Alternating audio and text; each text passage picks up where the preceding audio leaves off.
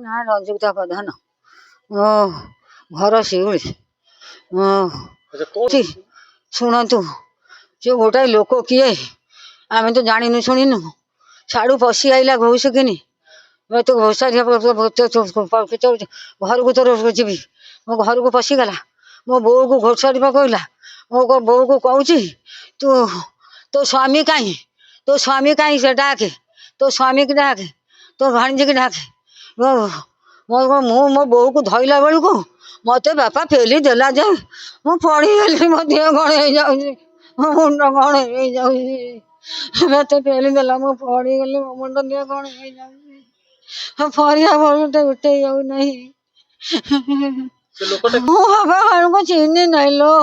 ମୁଁ ଚିହ୍ନି ନାହିଁ ବୋଲି ମୁଁ ତାକୁ କହିଲି ତୁ କାହିଁ ଘର ଭିତରକୁ ଯାଉଛୁ ସେ ଜବରଦସ୍ତ ପଶି ଯାଇକି ମୋ ବୋଉକୁ ଯେମିତି ଟଣା ଉଟଣା କଲା କହିଲା ତୋ ସ୍ୱାମୀ କାହିଁ କହ